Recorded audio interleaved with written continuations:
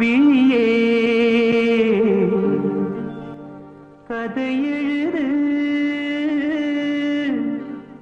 கண்ணீரில்